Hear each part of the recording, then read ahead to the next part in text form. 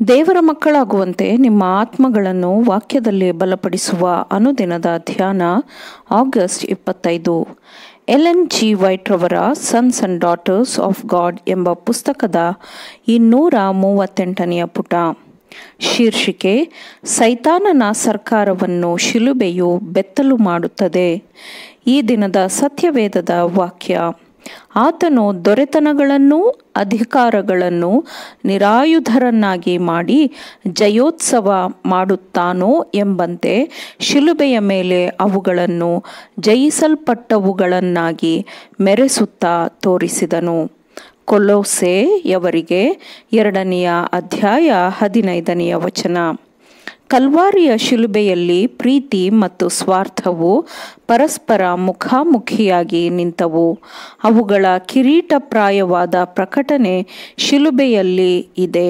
ಜನರನ್ನು ಸಾಂತ್ವನ ಮಾಡುವುದಕ್ಕಾಗಿಯೂ ಮತ್ತು ಆಶೀರ್ವಾದ ಮಾಡುವುದಕ್ಕಾಗಿಯೂ ಕ್ರಿಸ್ತನು ಬದುಕಿದನು.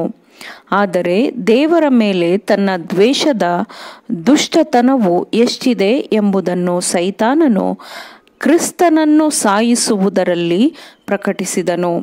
ಸೈತಾನನು ದೇವರ ವಿರುದ್ಧ ದೇವರನ್ನು ಸಿಂಹಾಸನದಿಂದ ಕೆಳಗಿಳಿಸಬೇಕೆಂದು ತನಗಿದ್ದ ನಿಜವಾದ ಬಂಡಾಯದ ಉದ್ದೇಶವನ್ನು ಈ ಮೂಲಕ ತೋರಿಸಿದನು. ಮತ್ತು ಯಾರ ಮೂಲಕ ದೇವರ ಪ್ರೀತಿಯು ಪ್ರಕಟವಾಗುತ್ತಿತ್ತೋ ಅವನನ್ನು ನಾಶ ಮಾಡುವುದು ಅವನ ಉದ್ದೇಶ ಎಂದು ಶಿಲುಬೆಯು ತೋರಿಸಿಕೊಟ್ಟಿದೆ. ಕ್ರಿಸ್ತನ ಜೀವನ ಮತ್ತು ಮರಣದ ಮೂಲಕ ಮನುಷ್ಯರ ಆಲೋಚನೆಗಳನ್ನೂ ಸಹ ಪರಿಗಣಿಸಲಾಯಿತು. ಕೊಟ್ಟಿಗೆಯಿಂದ ಶಿಲುಬೆಯವರೆಗಿನ ಯೇಸುವಿನ ಜೀವನವು ಸ್ವಾರ್ಥ ತ್ಯಾಗಕ್ಕೆ ಕರೆಕೊಟ್ಟಿತು ಮತ್ತು ಸಂಕಟದಲ್ಲಿ ಪಾಲುಗಾರರಾಗುವ ಅನ್ಯೋನ್ಯತೆಗೆ ಕರೆಕೊಟ್ಟಿತು. ಇದು ಮನುಷ್ಯರ ಉದ್ದೇಶಗಳನ್ನು ಅನಾವರಣಗೊಳಿಸಿತು. ಯೇಸು ಕ್ರಿಸ್ತನು ಪರಲೋಕದ ಸತ್ಯದೊಂದಿಗೆ ಬಂದನು ಮತ್ತು ಪರಿಶುದ್ಧಾತ್ಮನ ಧ್ವನಿಯನ್ನು ಆಲಿಸುತ್ತಿದ್ದವರೆಲ್ಲರೂ ಆ ಕಡೆಗೆ ಸೆಳೆಯಲ್ಪಟ್ಟರು. ಸ್ವಾರ್ಥವನ್ನು ಆರಾಧಿಸುವವರು ಸೈತಾನನ ರಾಜ್ಯಕ್ಕೆ ಸೇರಿದವರಾಗಿದ್ದಾರೆ. ಕ್ರಿಸ್ತನ ಬಗೆಗಿನ ಅವರ ಚಿಂತನೆಯಲ್ಲಿ ಅವರು ಯಾರ ಗುಂಪಿನಲ್ಲಿ ನಿಂತಿದ್ದಾರೆ ಎಂಬುದನ್ನು ಎಲ್ಲರೂ ತೋರಿಸುತ್ತಾರೆ. ಆದುದರಿಂದ ಪ್ರತಿಯೊಬ್ಬರೂ ತಮ್ಮ ಬಗ್ಗೆಯೇ ತೀರ್ಪನ್ನು ನೀಡುತ್ತಾರೆ. ಅಂತಿಮ ದಿನದ ತೀರ್ಪಿನಲ್ಲಿ ಸತ್ಯವನ್ನು, ಈ ಹಿಂದೆ ತಿರಸ್ಕರಿಸಿದ್ದ ತಮ್ಮ ಸ್ವಭಾವವನ್ನು ಪ್ರತಿಯೊಬ್ಬ ಆತ್ಮವು ಅರ್ಥ ಮಾಡಿಕೊಳ್ಳುತ್ತದೆ. ಪಾಪದಿಂದ ಕುರುಡಾಗಿದ್ದ ಪ್ರತಿಯೊಂದು ಮನಸ್ಸಿನಲ್ಲಿಯೂ ಶಿಲುಬೆಯು ಪ್ರಕಟವಾಗುತ್ತದೆ ಮತ್ತು ಅದು ನಿಜವಾಗಿಯೂ ಏನನ್ನು ಸಹಿಸಿಕೊಂಡಿತು ಎಂಬುದು ಅಲ್ಲಿ ಪ್ರಕಟವಾಗುತ್ತದೆ. ಅದ್ಭುತವಾದ ಬಲಿಯಾದವನೊಂದಿಗಿನ ಶಿಲುಬೆಯ ಮುಂದೆ ಪಾಪಿಗಳು ಖಂಡಿಸಲ್ಪಟ್ಟವರಾಗಿ ನಿಲ್ಲುತ್ತಾರೆ. ಪ್ರತಿಯೊಂದು ಸುಳ್ಳು ಸಬೂಬುಗಳು ಅಥವಾ ಕ್ಷಮೆಯನ್ನು ಅಳಿಸಿ ಹಾಕಲಾಗುತ್ತದೆ.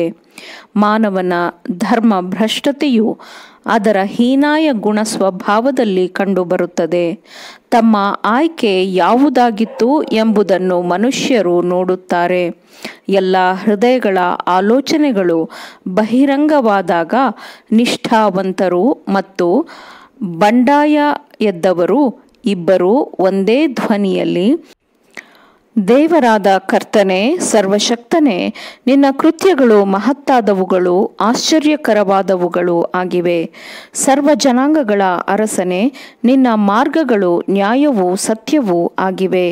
ಕರ್ತನೇ, ನಿನ್ನ ನಾಮಕ್ಕೆ ಭಯಪಡದವರು, ಅದನ್ನು ಘನವಾದದ್ದೆಂದು ಒಪ್ಪಿಕೊಳ್ಳದವರು ಯಾರಾದರೂ ಇದ್ದಾರೆಯೇ? ನೀನೊಬ್ಬನೇ ಪರಿಶುದ್ಧನು.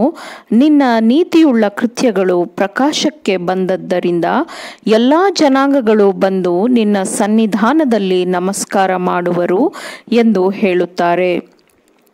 ಪರಲೋಕ ಖಂಡದಿಂದ ಭೂಮಿಯನ್ನು ಹೊರದೂಡಲ್ಪಟ್ಟಿದ್ದರೂ ಅದರ ಸಂಪರ್ಕದಿಂದ ಅದು ದೂರವಿದ್ದರೂ ಯೇಸು ಅದನ್ನು ಮತ್ತೆ ವೈಭವದ ಎಲ್ಲ ಪ್ರಭಾವದೊಂದಿಗೆ ಅದನ್ನು ಒಂದು ಸೇರಿಸಿದ್ದಾನೆ. ಆಮೇನ್. ದೇವರ ವಾಕ್ಯಗಳನ್ನು ಶ್ರದ್ಧೆಯಿಂದ ಆಲಿಸುವವರು ಪಾಲಿಸುವವರು ಆಗಬೇಕೆಂದು ನಿಮ್ಮನ್ನು ಉತ್ತೇಜಿಸುತ್ತೇನೆ. ಪರಿಶುದ್ಧಾತ್ಮನ ಸಹಾಯದಿಂದ ಆಲಿಸಿದ ನಿಮ್ಮೆಲ್ಲರಿಗೂ ಧನ್ಯವಾದಗಳು. ಮತ್ತೆ ದೈನಂದಿನ ಧ್ಯಾನಕ್ಕಾಗಿ ನಾಳೆ ಸಂಧಿಸೋಣ. ಆಮೇನ್.